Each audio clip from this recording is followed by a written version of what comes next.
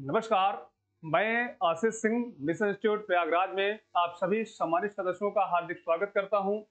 साथ ही साथ उम्मीद करता हूं कि आप सभी लोग स्वस्थ होंगे और पढ़ाई लिखाई की बेहतरीन प्रक्रिया जारी भी होगी। दोस्तों, आप देख रहे हैं कि आज का जो टॉपिक है उसमें विश्व के प्राकृतिक वनस्पतियों के विषय में हम लोग बातचीत करेंगे और यहाँ से लगभग क्वेश्चन आता ही आता है। इसमें चाहे घास भूमि को लेकर हो या फिर आप देखेंगे फॉरेस्ट को लेकर के हो, यहाँ से प्रश्न कहीं ना कहीं बनते ही हैं। तो इसलिए बहुत ही सावधानी पूर्वक चीजों को समझते हुए आगे बढ़ेंगे। ठीक है, पहला क्वेश्चन है, उष्णकटिबंधीय वनों में लकड़ी उद्योग पिछड़ी अवस्था है। याद रखिएगा, उष्णकटिबंधीय वनों में लकड़ी उद्योग जो है वो पिछड़ी अवस्था में है। इसका कारण क्या है? पहला ऑप्शन है वृक्षों की प्रजाति का मिश्रित रूप से पाया जाना, दूसरा परिवहन की सुविधा का अभाव, तीसरा है वृक्षों की लकड़ियों का कठोर होना और चौथा है अस्वास्थ्यकर जलवायु। देखिए, जो उष्णकटिबंधीय वन होते हैं इनके विषय में थोड़ा सा पहले समझ लीजिए। उष्णकटिबंधीय जो वन होते हैं ये समान रूप से 0 डिग्री अक्षांश से लेकर 30 डिग्री अक्षांश के बीच में होते हैं। उष्णकटिबंधीय जो वन होते हैं, याद रखें, अगर हम पृथ्वी के ग्लोब पर अगर हम चर्चा करें, 0 डिग्री ये हो गया और 0 डिग्री से 30 डिग्री ये हो गया, 30 डिग्री नॉर्थ और 30 डिग्री साउथ ये हो गया। ठीक है, इनके बीच में पाए जाने वाले जो वन होते हैं उन्हीं को हम उष्णकटिबंधीय वन कहते हैं या फिर ट्रॉपिकल फॉरेस्ट के नाम से जानते हैं। ठीक, अब ये जो ट्रॉपिकल फॉरेस्ट होते हैं इसके लिए कारण बताया गया है कि इसमें पिछड़ी अवस्था में क्यों होते हैं। यहाँ के जो उद्योग हैं इसमें वृक्षों की प्रजाति का मिश्रित रूप से पाया जाना, यस बिल्कुल सही है। परिवहन की सुविधा का अभाव होना, वृक्षों की लकड़ियों का कठोर होना और अस्वास्थ्यकर जलवायु होना। तो दोस्तों, इसके लिए आप देखेंगे ए और दो, अर्थात 1 और 2 दोनों दिए हुए हैं, 1, 2 और 3 दिए हुए हैं। इसी प्रकार से 2, 3, 4 दिए हुए हैं, 1, 2, 3 और 4 ये यहाँ पे दिए हुए हैं। तो दोस्तों, यहाँ पर आप ध्यान दीजिएगा, ये डी ऑप्शन इसका सही जवाब होगा। डी विकल्प इसका सही जवाब होगा। क्वेश्चन नंबर पहला इसका राइट आंसर होगा। दोस्तों, आइए अगले क्वेश्चन की ओर बढ़ते हैं। अगला क्वेश्चन है, अफ्रीका में विषुवत रेखा से कर्क रेखा की ओर निम्नलिखित सही क्रम क्या होगा? यदि हम विषुवत रेखा से कर्क रेखा की ओर आते हैं, मान लीजिए कि ये पृथ्वी हो गई और ये 0 डिग्री अक्षांश हुआ, 0 डिग्री अक्षांश से 23.5 डिग्री अक्षांश की तरफ जब हम आते हैं तो किस प्रकार के हमें वन मिलते हैं। ठीक है, तो देखिए, सबसे पहली बात तो यह है कि 0 डिग्री से लेकर 30 डिग्री के बीच में पाए जाने वाले वनों को हम ट्रॉपिकल फॉरेस्ट कहते हैं। क्या कहते हैं? ट्रॉपिकल फॉरेस्ट कहते हैं। एक बात तो ये आपको समझना है, अब ये जो ट्रॉपिकल फॉरेस्ट होते हैं ये 4 प्रकार से इनको हम फिर से बांटने का काम करें। पहला याद रखिएगा, सदाबहार होते हैं, यानी उष्णकटिबंधीय सदाबहार वन, उष्णकटिबंधीय सदाबहार वन होते हैं। दूसरा कौन से होते हैं? पर्णपाती वन होते हैं, पर्णपाती वन होते हैं दोस्तों। तीसरे में देखेंगे दोस्तों, ज्वारीय वन होते हैं, ज्वारीय वन हो गया। और इसके बाद आप देखेंगे चौथे में मरुस्थलीय वृक्ष होते हैं। अब यहां से हमें समझना है कि उष्णकटिबंधीय वर्षा वन, देखिए जो सदाबहार वन होते हैं उन्हीं को वर्षा वन कहा जाता है। तो पहले नंबर पर आप देखेंगे कहां से कहां की ओर जाना है, अफ्रीका में विषुवत रेखा से कर्क रेखा की ओर जाना है। इसका मतलब यह है कि सबसे पहले विषुवत रेखीय वर्षा वन पाए जाएंगे। तो भाई पहला तो बिल्कुल सही होगा। ठीक है, यहां से इस ऑप्शन को और इस ऑप्शन को आप हटा दीजिए। दूसरे नंबर पर देखिए पर्णपाती टाइप के जो वन होंगे, सवाना वन यहाँ पे लिखा हुआ है, तो बिल्कुल भाई बात सही है। यहाँ पर आप देखेंगे सवाना वन होगा, अर्थात दूसरा नंबर बी ऑप्शन होगा। ठीक है, तीसरे नंबर की बातचीत करें दोस्तों, सवाना घास है और सवाना मरुस्थलीय झाड़ियां हैं। तो बिल्कुल सही है दोस्तों, 1, 2, 3, 4 अर्थात 1, 2, 3, 4 ये सही जवाब होना चाहिए। 1, 2, 3, 4 ये सही जवाब होना चाहिए। तो बिल्कुल सही है सी विकल्प। क्वेश्चन नंबर दूसरे का विकल्प सी इज राइट। आइए अगला क्वेश्चन हम लोग देखते हैं, सिनकोना के वृक्ष किस वन में पाए जाते हैं? दोस्तों, जो सिनकोना वृक्ष होता है वो समान रूप से किस प्रकार के वन में पाए जाते हैं? विषुवतीय वन में, भूमध्य सागरीय वन में, सवाना वन में या फिर टैगा वन में। ठीक है, यहाँ पर आपको समझना है कि जो सिनकोना वृक्ष होता है वो किस प्रकार के वनों में पाए जाते हैं। तो अगर हम सिनकोना की बातचीत करें दोस्तों, सिनकोना सिनकोना एक ऐसा वृक्ष है जो उष्णकटिबंधीय, याद रखिएगा, उष्णकटिबंधीय क्षेत्र में पाए जाते हैं। ठीक है, उष्णकटिबंधीय क्षेत्र में पाए जाते हैं। दूसरी बात यह है कि जो सिनकोना की छाल होती है, ठीक है, जिसकी जो छाल होती है, सिनकोना की छाल से कुनैन नामक दवा बनती है। कौन सी दवा बनती है? कुनैन नामक दवा बनती है। और कुनैन याद रखिएगा, बुखार, याद रखिए, बुखार में खास तौर पे जो मलेरिया वाला बुखार होता है, मलेरिया वाला बुखार होता है, उसकी दवा का निर्माण किया जाता है। ठीक है, तो सिनकोना को आप सभी लोग सही करिएगा, कौन से? उष्णकटिबंधीय वन के रूप में। ना तो टैगा होगा, ना तो सवाना वन होगा, भूमध्य सागरीय वन इसमें लिखा हुआ है, ये नहीं, विकल्प ए इज राइट। ठीक है, भूमध्य रेखीय, या फिर यूं कह लीजिए कि भूमध्य रेखी के अलावा विषुवतीय जो वन होते हैं उसमें आबनूस भी शामिल होता है, आबनूस भी शामिल होता है। इसी प्रकार से आप देखें महोगनी भी शामिल होगा, महोगनी होगा। ठीक है, महोगनी होगा, रोजवुड होगा, रोजवुड होगा दोस्तों। इसी प्रकार से आप देखें लियाना को भी शामिल करिए। तो कुल मिला के आप देखेंगे ये जो मैं वृक्षों के नाम लिख रहा हूं, ये सभी वृक्ष भूमध्य रेखीय वन या विषुवत रेखीय वनों के उदाहरण के रूप में यहाँ पर हैं। ठीक है, ये वृक्ष हैं जो इस प्रकार के वनों के अंतर्गत आते हैं। तो क्वेश्चन नंबर तीसरा, विकल्प ए इज राइट, विकल्प ए सही है। ओक है, ओक है दोस्तों, इसी प्रकार से बीच दिया हुआ है, बर्च दिया है, वालनट दिया है, एल्ब दिया है। आदि के वृक्ष कहाँ पाए जाते हैं? ओक हो गया, इसी प्रकार वर्च हो गया। ठीक है, वर्च जो है इसको हम लोग लार्च कह दें।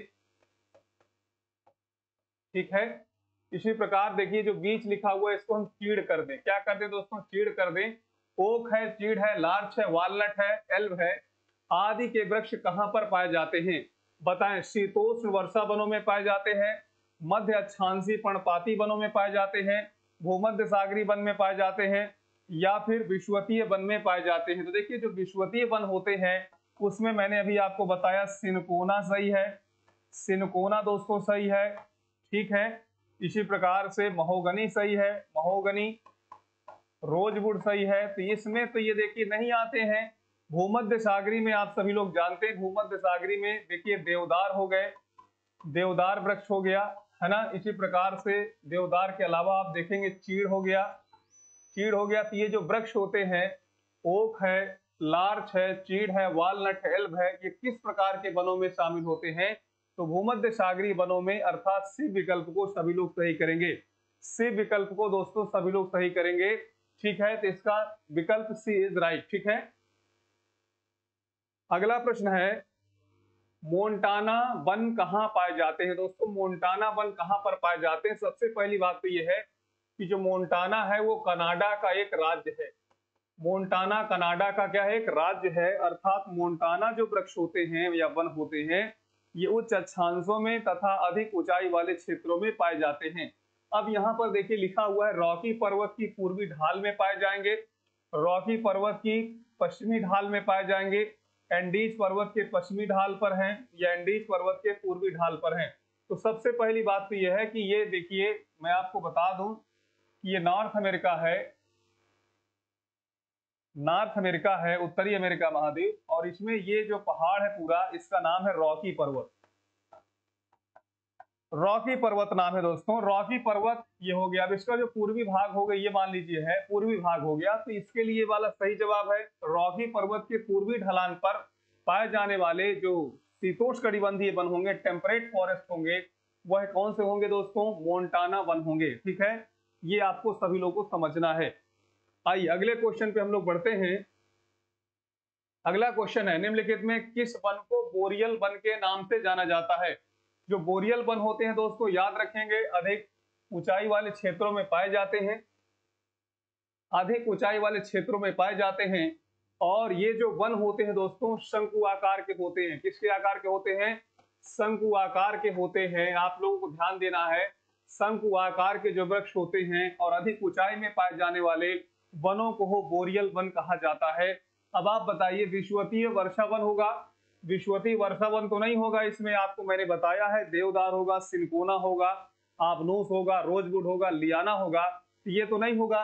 इसी प्रकार भूमध्य सागरी है, भूमध्य सागरी में देखिए मैंने आपको बताया है कि उसमें देवदार है, ओक है, चीड़ है, इस प्रकार के वृक्ष होंगे। अब यहाँ पर शंकुधारी जब वनों की बातचीत करते हैं तो यस, यही सही आपका जवाब है। क्वेश्चन नंबर 6वां, सी विकल्प इज राइट।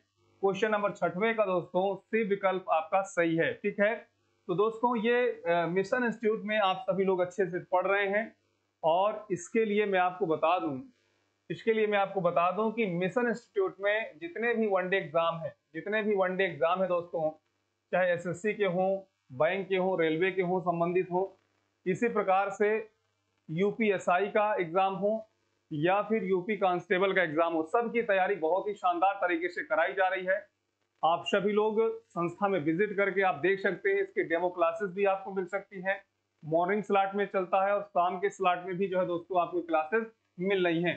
इसी प्रकार एसएससी जीडी के लिए दोस्तों, एसएससी जीडी के लिए भी आप देखेंगे तो निःशुल्क आपको क्लासेस प्रोवाइड की जा रही है संस्था की ओर से। तो जो भी साथी समान रूप से पढ़ रहे हैं, अभी फिलहाल किसी संस्था में नहीं गए हैं, तो मैं आपसे जरूर कहूंगा कि एक बार जरूर मिशन इंस्टीट्यूट में आइए और वनडे एग्जाम की तैयारी के लिए, इसके अलावा एसएससी जीडी का जो निःशुल्क बैच चल रहा है उसके लिए भी आप लोग जो है यहाँ पर तैयारी कर सकते हैं। इसका एग्जाम आप सभी लोगों को पता है कि ये जनवरी में लगा हुआ है। ठीक है, तो ये एक महत्वपूर्ण जानकारी रही है, आप इस चीज को आप लोग समझने का प्रयास करें और जल्दी जल्दी जो है संस्था में आए। ठीक है, अगला क्वेश्चन है, शीतोष्णकटिबंधीय शंकुधारी वन का सर्वाधिक विस्तार पाया जाता है। शीतोष्णकटिबंधीय शंकुधारी वन का सर्वाधिक विस्तार कहां पर पाया जाता है? रूस में पाया जाता है, उत्तरी अमेरिका में है, ब्राजील में है, या फिर स्कैंडिनेविया में है? सभी लोग बताने का प्रयास कर देखिए, उस शीतोष्णकटिबंधीय शंकुधारी वृक्षों की जब हम बातचीत करते हैं तो इसमें इन दो ऑप्शंस को आप पहले हटा दें। हालांकि स्कैंडिनेविया में भी इस प्रकार के वृक्ष पाए जाएंगे, ब्राजील में नहीं पाए जाएंगे, इस चीज को आपको ध्यान देना है। तो शीतोष्णकटिबंधीय जो शंकुधारी वृक्ष होते हैं इन्हीं को टैगा वन कहा जाता है। क्या कहा जाता है दोस्तों? टैगा वन कहा जाता है। और टैगा वनों का सबसे ज्यादा जो विस्तार है दोस्तों वो रूस में है। तो विकल्प ए को सभी लोग सही करेंगे। क्वेश्चन नंबर 7वां, विकल्प 7वें के ए ऑप्शन को सभी लोग सही करेंगे कि शीतोष्णकटिबंधीय जो शंकुधारी वृक्ष होते हैं वो सबसे ज्यादा रूस में पाए जाते हैं। और ये वृक्षों की देखिए खासियत ये होती है, ये जो वृक्ष होते हैं वो शंकु आकार के होते हैं, अर्थात इनकी जो स्थिति होती है कुछ इस प्रकार से होती है। ठीक है, इनकी लकड़ियां जो है मुलायम होती हैं। क्या होती हैं दोस्तों? मुलायम होती हैं, इनकी लकड़ियां मुलायम होती हैं, इसलिए ये व्यावसायिक उपयोग के लिए बहुत ही उपयोगी होते हैं। अर्थात इनकी लकड़ियों से कागज उद्योग है, फर्नीचर है, इसी प्रकार खिलौने हैं, ये तमाम चीजें इससे निर्मित होती हैं। ठीक है, इसलिए आप देखेंगे कि जो शीतोष्णकटिबंधीय शंकुधारी वन होते हैं वह व्यवसायिक दृष्टिकोण से बहुत ही महत्वपूर्ण होते हैं, और इस प्रकार के ज्यादा से ज्यादा जो वन होते हैं वो रूस में पाए जाते हैं। हालांकि उत्तरी अमेरिका में भी पाए जाते हैं, ऐसा नहीं कि उत्तरी अमेरिका में नहीं पाए जाते हैं। उत्तरी अमेरिका में कनाडा के लॉरेंसियन क्षेत्र में ये वन पाए जाते हैं। इन वनों को काटने वाले लकड़हारों को लंबरजैक कहा जाता है। लंबरजैक कहा जाता है दोस्तों, याद रखेंगे, क्या कहा जाता है? लंबरजैक कहा जाता है। तो क्वेश्चन नंबर 7वें का विकल्प ए इज राइट। अगला प्रश्न है, निम्नलिखित में किस वन का विस्तार सर्वाधिक क्षेत्रफल में पाया जाता है? बताएं दोस्तों, दुनिया में सबसे ज्यादा वन कौन से पाए जाते हैं? विश्वतीय वर्षा वन है, शीतोष्ण शंकुधारी वन है, सवाना वन है, या फिर मानसूनी वन है? दोस्तों यहाँ पर आपको समझना होगा, ये हमारी पृथ्वी है और इस पृथ्वी में ये 0 डिग्री अक्षांश, जैसे जैसे 0 डिग्री अक्षांश से ध्रुवों की ओर जाते हैं, जैसे जैसे 0 डिग्री अक्षांश से ध्रुवों की ओर जाते हैं, आप सभी लोगों को विदित होना चाहिए कि वनस्पतियों का समान रूप से या बायोमास का या जैव भार का कहीं ना कहीं कमी पाए जाने स्टार्ट हो जाता है। तो सबसे ज्यादा कौन से वन पाए जाएंगे दोस्तों? विश्वतीय वर्षा वन दोस्तों, इसको आप सभी लोग याद रखिएगा। लगभग 250 सेंटीमीटर से अधिक वर्षा की आवश्यकता होती है। ठीक है, टेम्परेचर दोस्तों कहीं ना कहीं 20 डिग्री सेंटीग्रेड से ज्यादा की आवश्यकता पड़ती है। इस प्रकार के जो वन होंगे वो विश्वतीय वर्षा वन कहे जाएंगे। ठीक है, हालांकि मानसूनी वन भी जो है दुनिया में दोस्तों बहुत ज्यादा पाए जाते हैं, लेकिन इसमें कहा जा रहा है कि सबसे ज्यादा जो विस्तार है वो किनका है, तो विकल्प ए को सभी लोग सही करेंगे, विकल्प ए इज राइट। अगला प्रश्न है, विषुवतीय वर्षा वन की निम्नलिखित में कौन सी विशेषता नहीं होती है? ठीक है, ध्यान दीजिए, चौड़ी पत्ती वाले वृक्ष होते हैं, निचले स्तर पर सघन झाड़ियां एवं फूलदार पौधे होते हैं, लियाना की अधिकता होती है, परपोषित पौधों की अधिकता होती है, परपोषित पौधों की अधिकता होती है, इसमें लिखा हुआ है। ठीक है दोस्तों, तो अब आप ही समझिए कि परपोषित का मतलब क्या होता है। पर मतलब होता है दूसरे पर आश्रित रहने वाले पेड़ पौधे, क्या ऐसा है? इस प्रकार के पेड़ पौधे तो आप सभी लोग जानते हैं कि उस क्षेत्र में पाए जाते हैं जहां पर सामान्य रूप से पेड़ पौधे को आसानी के साथ ना तो न्यूट्रिशन मिल पाते हैं, इसलिए वो कीटभक्षी हो जाते हैं, इंसेक्टिसाइडर हो जाते हैं। तो इसमें जो सबसे महत्वपूर्ण ऑप्शन है वो कौन सा? डी विकल्प है, डी विकल्प है दोस्तों, इस बात को सभी लोग याद रखिएगा। विषुवतीय वर्षा वन की निम्नलिखित में कौन सी विशेषता नहीं होती है? तो परपोषित पौधों की अधिकता। अगला है, टुंड्रा वनस्पति का सर्वाधिक विस्तार पाया जाता है।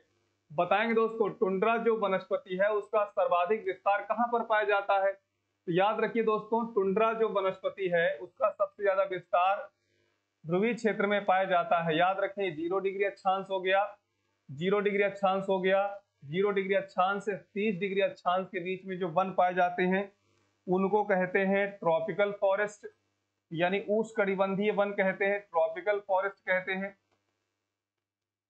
ठीक है, इसके बाद दूसरे नंबर पर यहां पर आप देखिए तो 30 से 66 डिग्री के बीच में जो पाए जाते हैं उन्हें टेम्परेट फॉरेस्ट कहते हैं दोस्तों, टेम्परेट फॉरेस्ट कहते हैं। 66 से आप देखेंगे दोस्तों, 66 से आप थोड़ा सा और आगे जाइए तो यहाँ पर आपको टाइगा फॉरेस्ट मिलेंगे, टाइगा फॉरेस्ट मिलेंगे दोस्तों। और इसके बाद ध्रुवीय क्षेत्र में अगर आप पहुंचते हैं तो इस क्षेत्र में आपको मिलेंगे टुंड्रा, है ना, टुंड्रा। अब आप ही बताइए इसमें क्या लिखा? अंटार्कटिका में पाए जाते हैं, उत्तरी अमेरिका में, रूस में, या फिर स्कैंडिनेविया में दिया हुआ है। टुंड्रा वनस्पतियां का सर्वाधिक विस्तार पाया जाता है। तो दोस्तों आपको इसमें सही जवाब क्या है? रूस को आपको सही करना है। टैगा और टुंड्रा टाइप की जो वेजिटेशन है वो सबसे ज्यादा यहीं पर पाई जाती है। इसका मतलब यह है कि ये आपका सही है। हालांकि अंटार्कटिका भी थोड़ा बहुत सही है, दक्षिणी गोलार्ध में, सदर्न हेमिस्फीयर में अगर आप देखेंगे तो जो टुंड्रा वनस्पतियां होती हैं वो लगभग ना के बराबर पाई जाती हैं। ठीक है, यहाँ पर रूस को आप सभी लोग सही करेंगे। उत्तरी अमेरिका के ये कनाडा क्षेत्र में समान रूप से पाई जाती है, ये भी सही है। स्कैंडिनेवियम पाई जाती है, लेकिन सबसे ज्यादा कहां पर होगा? तो आपको रूस को आपको सही करना है, या फिर अगर उत्तरी ध्रुव दिया होता या फिर आर्कटिक क्षेत्र दिया होता तो वो भी सही था। अगला प्रश्न है, अमेजन नदी की घाटी में विषुवत-रेखीय उष्णार्द्र वन को क्या कहा जाता है? यानी जो अमेजन नदी है दोस्तों उसके आसपास स्थित वनों को क्या कहते हैं? ध्यान दीजिए, ये दक्षिण अमेरिका महाद्वीप है, दक्षिण अमेरिका महाद्वीप है दोस्तों। और दक्षिण अमेरिका महाद्वीप में ये जो नदी है इस नदी का नाम है अमेजन नदी। क्या नाम है दोस्तों? अमेजन नदी नाम है। अब अमेजन नदी के आसपास पाए जाने वाले, याद रखिए, अमेजन नदी के आसपास पाए जाने वाले जो वन हैं उनको क्या कहा जाता है? तो याद रखिए, अमेजन नदी के आसपास पाए जाने वाले जो वन होंगे वो ट्रॉपिकल एवरग्रीन होंगे, एवरग्रीन होंगे दोस्तों, या फिर ट्रॉपिकल एवरग्रीन रेन फॉरेस्ट होंगे। तो यहाँ पर ये चीज लिखा हुआ है, ये चीज यहाँ पर लिखा हुआ है। अब इसके बाद इनको कहा क्या जाता है? इनको दोस्तों अमेजन वन कहते हैं, अमेजन वन कहेंगे, या फिर इन्हीं को हम सिलवास कहते हैं, या फिर इन्हीं को हम क्या कहते हैं? सिलवास कहते हैं। तो यहां से आप उत्तर देख सकते हैं, लानोस दिया है, पंपास दिया है, बेल्ट दिया है और सिलवास दिया है। तो सिलवास सही कर लीजिए पहले।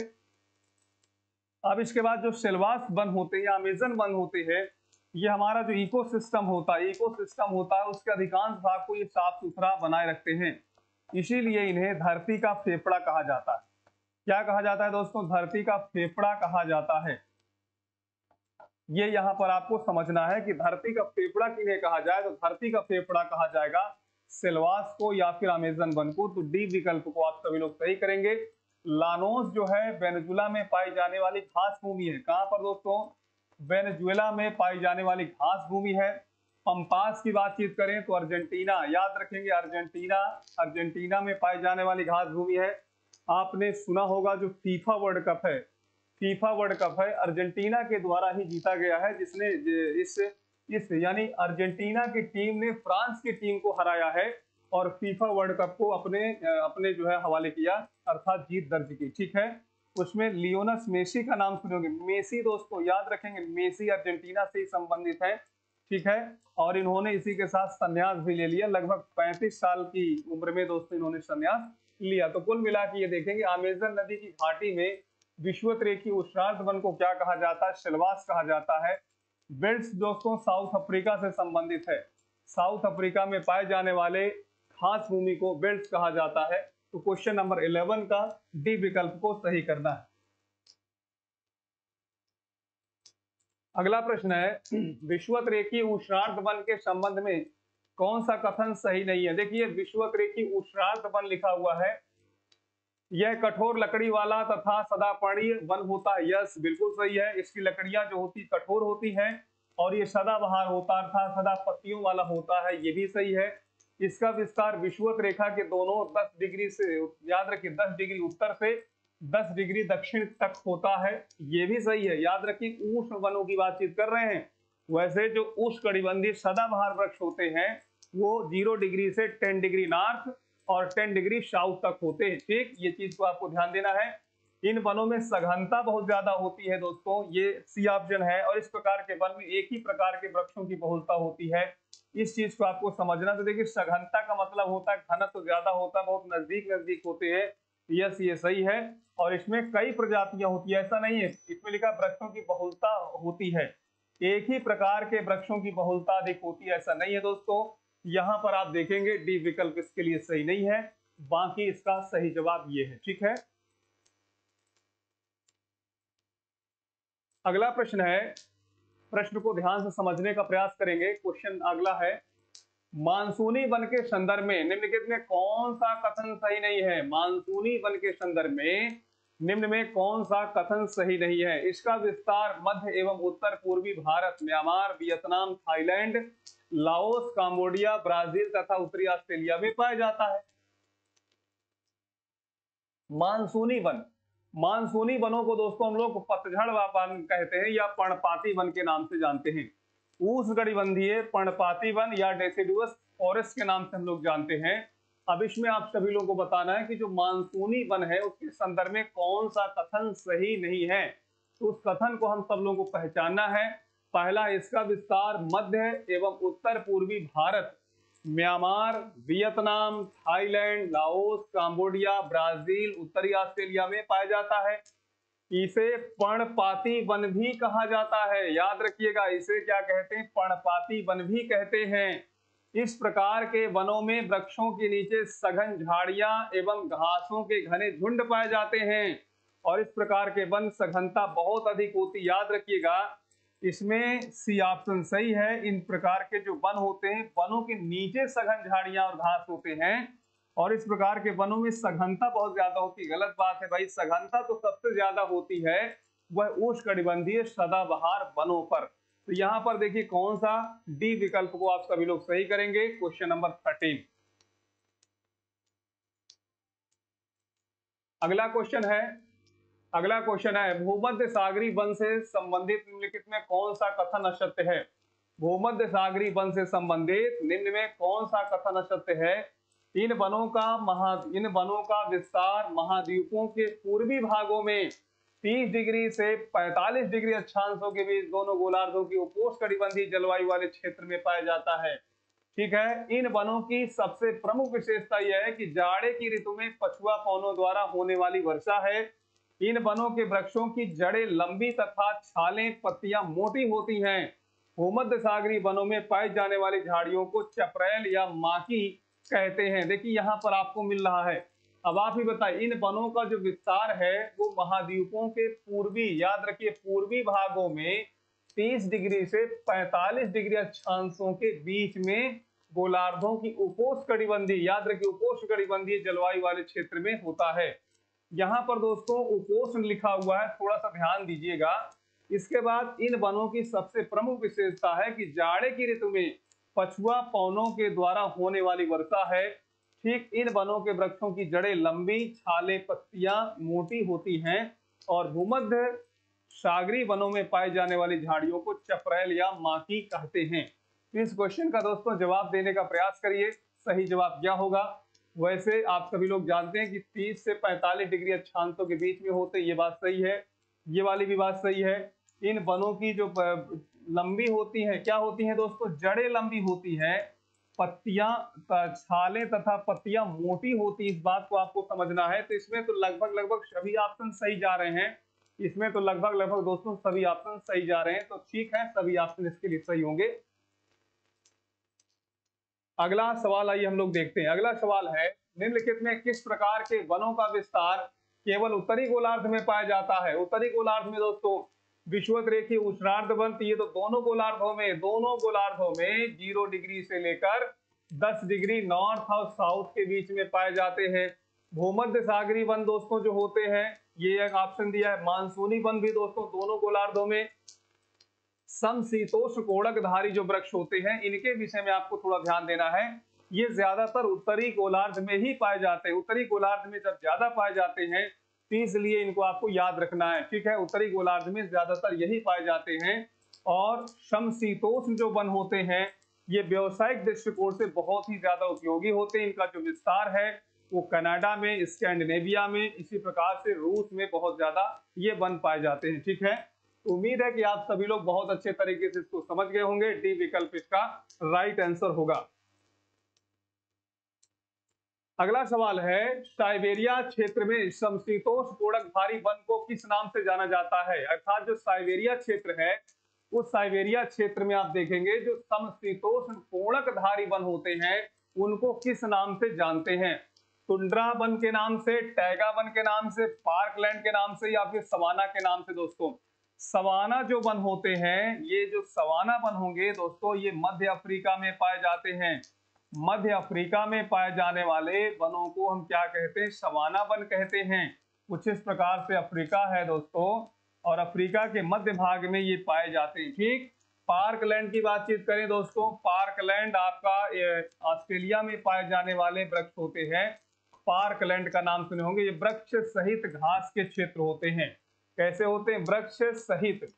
वृक्ष सहित घास के क्षेत्र होते हैं। आप सभी लोग को याद रखना है। अब इसमें जो टुंड्रा है, उसमें टुंड्रा की अगर हम बातचीत करें तो इसमें काई के समान, किसके समान दोस्तों? काई के समान फिसलन भरी घास होती है, जिसे हम शैवाल कहते हैं, या फिर एल्गी कहते हैं। एल्गी के अलावा मॉसेस को भी यहाँ पर आप रखते हैं। ठीक, अब साइबेरिया क्षेत्र में समशीतोष्ण कोड़कधारी इसमें लिखा हुआ है। कोड़कधारी जो वन होंगे उन्हें हम टैगा वन के नाम से जानेंगे। विकल्प बी इसका सही उत्तर होगा। विकल्प बी को सभी लोग सही करने का प्रयास करेंगे दोस्तों। अगला सवाल है, शंकुधारी वन कहां पाए जाते हैं? शंकुधारी वन कहां पर पाए जाते हैं दोस्तों? याद रखेंगे, शंकुधारी वन उच्च अक्षांशों के साथ साथ अधिक ऊंचाई वाले क्षेत्रों में, गर्म शीतोष्ण लिखा है, शीत शीतोष्ण है, उप आर्कटिक क्षेत्र है और ध्रुवीय क्षेत्र है। ध्रुवीय क्षेत्रों में पाए जाने वाले जो वन होंगे वो टुंड्रा वन होंगे। कौन से वन होंगे दोस्तों? टुंड्रा वन होंगे। उप आर्कटिक क्षेत्र में लिखा हुआ है, शीत शीतोष्ण क्षेत्र में लिखा हुआ है दोस्तों। तो यस, बी विकल्प को सभी लोग सही करेंगे। शीत शीतोष्ण जो क्षेत्र है वहां पर पाए जाने वाले वनों को हम क्या कहते हैं? शंकुधारी वन कहते हैं। और ये शंकुधारी वन व्यवसायिक दृष्टिकोण से अति महत्वपूर्ण माने जाते हैं। ठीक है दोस्तों, तो दोस्तों ये कहीं ना कहीं आपके सामने सेशन चल रहा है और बहुत ही महत्वपूर्ण है। आप देखेंगे वनस्पतियों से लेकर लगभग जो चीजें आपको बताई जाती हैं।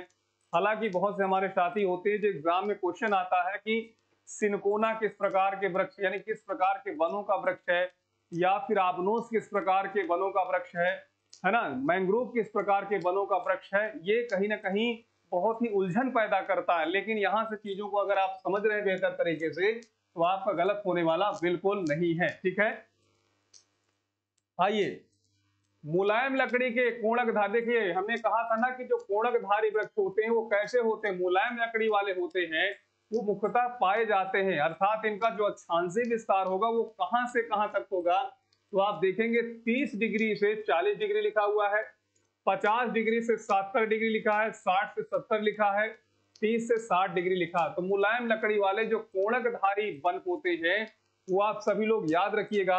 देखिए 30 डिग्री से 40 डिग्री के बीच में जो समान रूप से वन पाए जाते हैं, समान रूप से जो वन पाए जाते हैं दोस्तों, तो ये क्या होते हैं, भूमध्य सागरी होते हैं। लेकिन अगर इसमें और डिग्री बढ़ा दिया जाए, 60 डिग्री कर दिया जाए दोस्तों, क्या कर दिया जाए, 60 डिग्री कर दिया जाए, 60 डिग्री कर दिया जाए, तो ये हो जाएंगे कोणकधारी वन। तो इसके लिए दोस्तों 60 से 70 लिखा है, 50 से 70 लिखा है, तो इसके लिए जो सही जवाब होगा विकल्प बी को सभी लोग सही करेंगे। ठीक है, 30 से 40 के बीच में पाए जाने वाले वनों को हम भूमध्य सागरी वन कहते हैं, और भूमध्य सागरी जो वन होते हैं वो कोणकधारी वृक्ष नहीं होते। यदि इसका अक्षांश और ऊपर कर दिया जाए या फिर अधिक ऊंचाई में हो तो इस प्रकार के जो वन होंगे वो कोणकधारी वन होंगे, जिन्हें हम क्या कहेंगे, जिन्हें हम दोस्तों टैगा वन भी कहेंगे।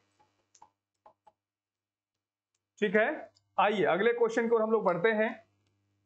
हम चाहते हैं कि आप सभी लोग अगर बहुत अच्छे तरीके से लाभ ले रहे हैं तो आप सभी लोग सब्सक्राइब करिए। जो साथी नए नए वो बिल्कुल चैनल को सब्सक्राइब करेंगे और ज्यादा से ज्यादा शेयर करने का प्रयास करेंगे, जिससे हमारा मनोबल बिल्कुल बढ़ता रहे और हम आपके लिए बेहतरीन से बेहतरीन प्रश्नों का एक प्रैक्टिस सेट सामने लेकर आते रहें। ठीक है, विश्वतीय वन के संदर्भ में निम्नलिखित में कौन सा कथन असत्य है, कौन सा कथन असत्य है दोस्तों, उसको समझना है।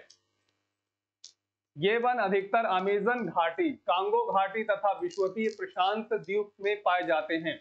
विश्वतीय वन के विषय में देखिए बात को पहचानना है, कौन सा सत्य है। ये वन अधिकतर अमेजन घाटी, कांगो घाटी और विश्वतीय प्रशांत द्वीप के पास पाए जाते हैं। यस, बिल्कुल सही है। अमेजन घाटी में इन वनों को सिल्वास कहते हैं। क्या कहते हैं दोस्तों, सिल्वास कहते हैं। और कांगो घाटी में पाए जाने वाले वनों को सवाना कहते हैं। क्या कहते हैं दोस्तों, सवाना कहते हैं। इस बात को आपको ध्यान देना है। तो बिल्कुल सही है, ये वन व्यवहारिक रूप से उपयोग में नहीं लाए जाते हैं।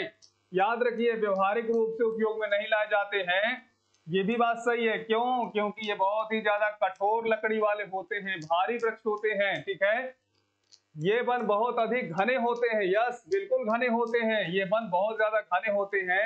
अर्थात इनका जो घनत्व होता है, इन वनों का जो जैव विविधता होती है वो बहुत ज्यादा होती है। क्यों, क्योंकि रेन फॉरेस्ट होते हैं, यहाँ पर ज्यादातर वर्षा होती है, साल भर ये जैव विविधता से परिपूर्ण रहते हैं।